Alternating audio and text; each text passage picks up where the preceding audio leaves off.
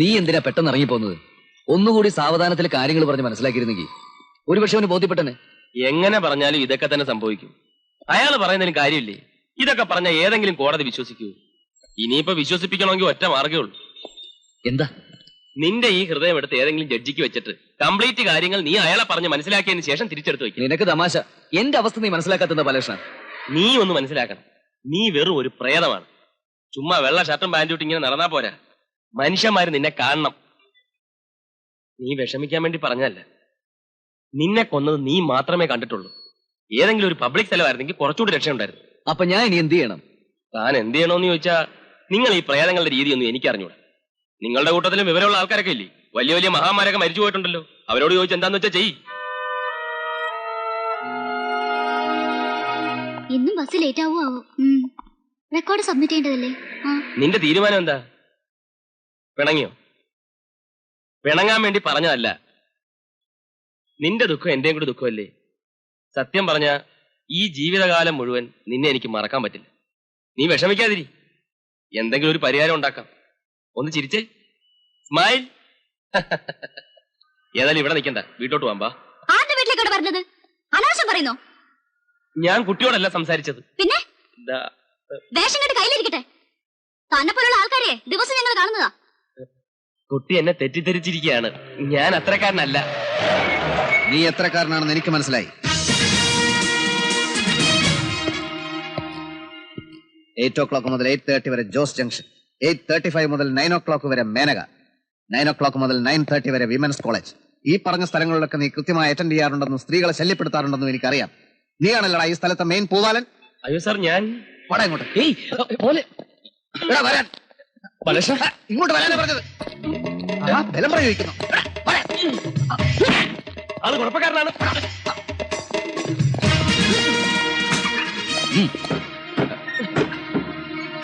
ഇപ്പൊ താൻ കൂടെ നടക്കുന്നതിന്റെ പ്രശ്നം മനസ്സിലായല്ലോ. എന്താ? അതൊക്കെ പറയാനാണെങ്കിൽ ഒരുപാടുണ്ട് സാറേ. കുട്ടികൾക്ക് ഇനി ഏത് പാതിരാത്രിയിലും ഇവിടെ ബസ് കാത്തു നിൽക്കാം. പഴയ എസ് ഐ അല്ല, ഈ പുതിയ എസ് ഐ. ഈ സിറ്റി ഒന്ന് പിടിച്ച് കുലുക്കാൻ തന്നെയാണ് ഞാൻ വന്നത്. കള്ളക്കടത്തുകാരെ ഞാൻ വില വെക്കാറില്ല, രാഷ്ട്രീയക്കാരെ റൗഡികളെ ഞാൻ തീരെ മൈൻഡ് ചെയ്യാറില്ല. അതുകൊണ്ടെന്താ 3 മാസത്തിനുള്ളിൽ ഇതെന്റെ 4ാമത്തെ ട്രാൻസ്ഫർ ആണ്. വെയിറ്റ് ചെയ്യുന്നുണ്ടാവും. വെയിറ്റ് ചെയ്യട്ടെ. പെട്ടെന്നുള്ള ഈ ട്രാൻസ്ഫർ ആദ്യമൊക്കെ എനിക്കൊരു ടെൻഷനായിരുന്നു. ഇപ്പൊ ട്രാൻസ്ഫർ എന്ന് കേൾക്കുമ്പോഴേ എനിക്ക് ചിരിയാണ് വരാറ്. അഭിമാനവും. മുഖം നോക്കാതെ ഡ്യൂട്ടി ചെയ്യുന്നവരെയാണല്ലോ രാഷ്ട്രീയക്കാർ എപ്പോഴെപ്പോഴും ട്രാൻസ്ഫർ ചെയ്യുന്നത്. ആട്ടെ, കുട്ടിയുടെ പേരെന്താണ്? സിന്ധു. എത്ര മണിക്കാണ് സിന്ധുവിന്റെ ബസ് വരുന്നത്? 9:35. അതറിയാമെങ്കിൽ 9 മണി മുതൽ ഇവിടെ ഇങ്ങനെ ഉടുത്തിരിങ്ങി നിൽക്കുന്നതിന്? ഇതുപോലുള്ള ആന്റി സോഷ്യൽ എലിമെന്റ്സിനെ അട്രാക്ട് ചെയ്യുന്നത് നിങ്ങളാണ്. നാളെ മുതൽ 9:35 മുമ്പ് നിങ്ങളെ ഇവിടെ കണ്ടാൽ ഞാൻ നിങ്ങളെയും പിടിച്ചകത്താക്കും. ഞാൻ നേരത്തെ പറഞ്ഞല്ലോ, ഡ്യൂട്ടി ഈസ് ഡ്യൂട്ടി. ഡ്രൈവർ,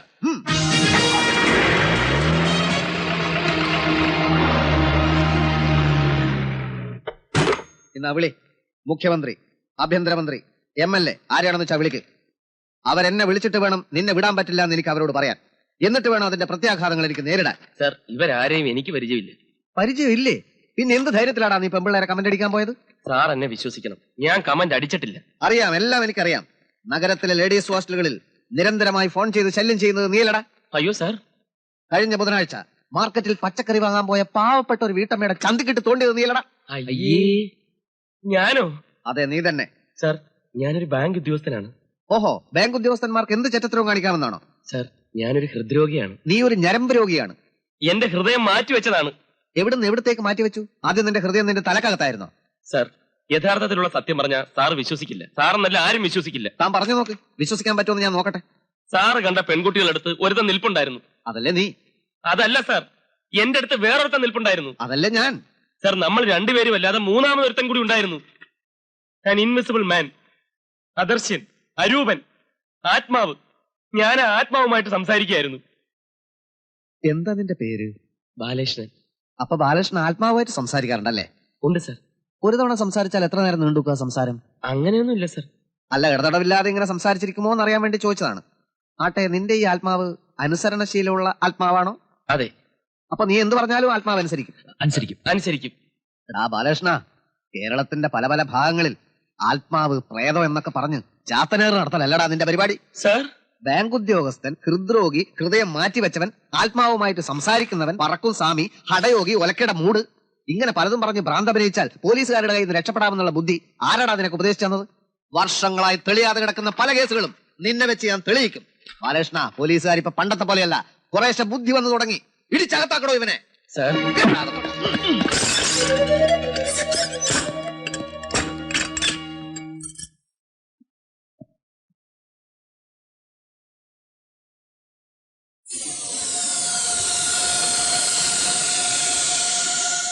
ജീവിതത്തിൽ ആദ്യമായിട്ടാ ഒരു പോലീസ് സ്റ്റേഷനിൽ കയറുന്നു, ലോക്കപ്പിൽ കിടക്കുന്നു, അതും ഒരു പെണ്ണ് കേസിന്. ഞാനും ആദ്യമായിട്ടാ ലോക്കപ്പിൽ കയറുന്നു. ഒന്ന് പോടോ അവിടുന്ന്.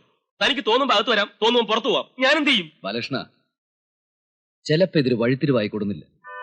ഞാനും നീയുമായിട്ടുള്ള ബന്ധത്തിന്റെ കഥ ഈ ഒരേ ഒരു മനുഷ്യനെ വിശ്വസിപ്പിക്കാൻ കഴിഞ്ഞാൽ നമ്മൾ രക്ഷപ്പെട്ടു. തൽക്കാലം ഞാൻ ഇവിടെ നിന്ന് എങ്ങനെ രക്ഷപ്പെടുമെന്ന് പറയണോ? അത് തന്നെ ഞാനും ആലോചിക്കുന്നു. ഈ SIയെ നമുക്ക് പ്രയോജനപ്പെടുത്തണം. 2 into 3 is equal to 6.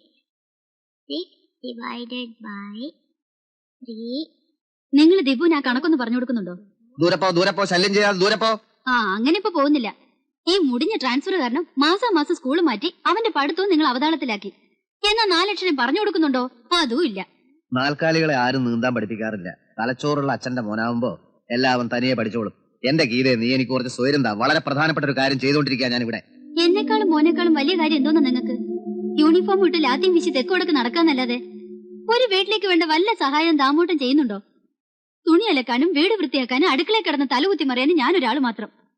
എന്നാ നാളെ മുതൽ ഇൻസ്പെക്ടർ പണിയും അടുക്കളപ്പണിയും തുണിയലക്കലും ഒക്കെ ഞാൻ തന്നെ ചെയ്യാം. പറ്റിയാൽ നമ്മുടെ അടുത്ത കുഞ്ഞിനെ ഞാൻ പ്രസവിക്കുകയും ചെയ്യാം.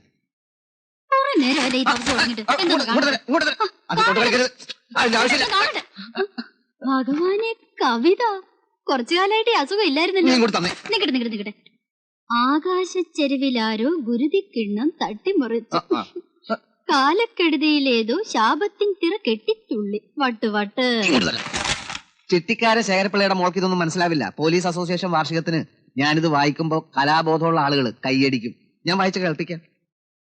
ആകാശച്ചെരുവിലാരോ ഗുരുതിക്കിണ്ണം തട്ടിമറിച്ചു, കാലക്കെടുതിയിലേതോ ശാപത്തിൻ തിറ കെട്ടിത്തുള്ളി.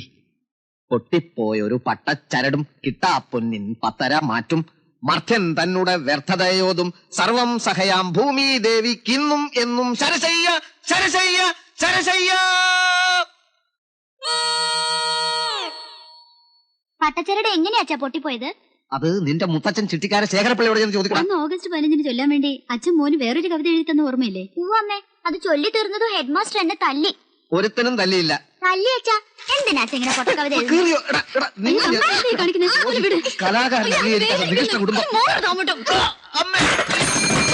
വലുത് പറ്റിയോ? സോറി താമോട്ട. നോക്കട്ടെ. ഭഗവാനെ, ചോര. നോക്കട്ടെ താമോട്ട, അവിടെ നിക്ക് താമോട്ട, നോക്കട്ടെ.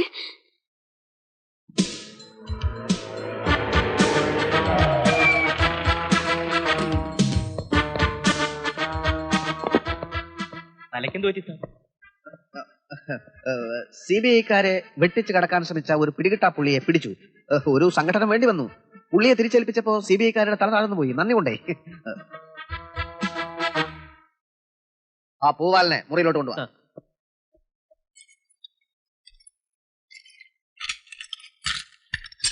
ഇറങ്ങി വാടാ.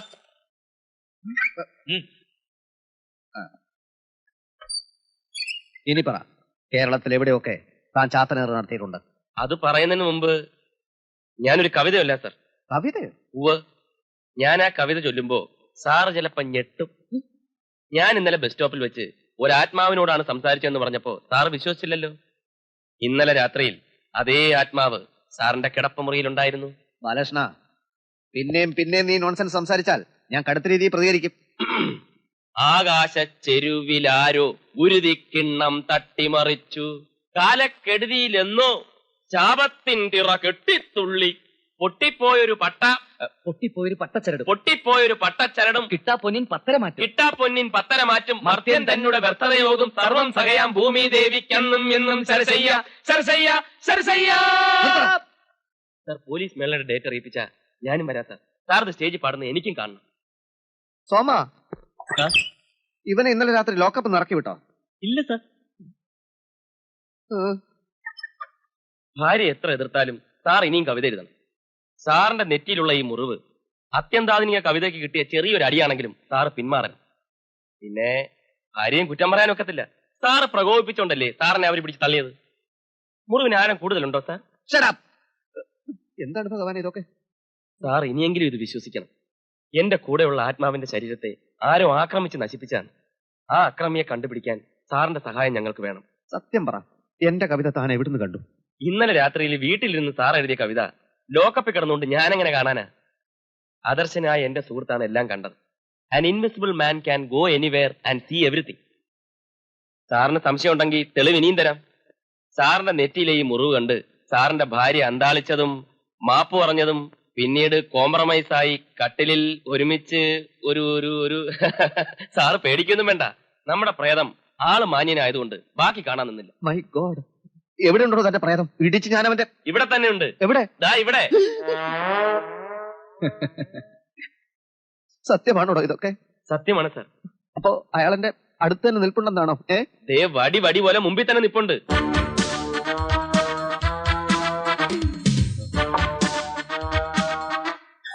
ഇപ്പൊ സാർ അവന്റെ ശരീരത്തിൽ സ്പർശിച്ചു കഴിഞ്ഞു. ഇപ്പൊ സാറ് വയറ്റിലാണ് കുത്തിയത്. അയ്യോ. ആ, അത് വടി നെഞ്ചിനെ ലക്ഷ്യമാക്കി നീങ്ങിക്കൊണ്ടിരിക്കുകയാണ്. ഇപ്പൊ നെഞ്ചിലെത്തി, അതിപ്പോ കഴുത്തിന്റെ ഭാഗത്ത് എത്തിക്കഴിഞ്ഞു. ഇപ്പൊ സാറ് വടി കൊണ്ട് കുത്തി അവന്റെ വായിലാണ്. കണ്ണ് കണ്ണ് കണ്ണ് കണ്ണിക്കുത്തല്ലേ, കണ്ണിക്കുത്തല്ലേ. അയ്യോ സാർ, നെറ്റി നെറ്റി നെറ്റി.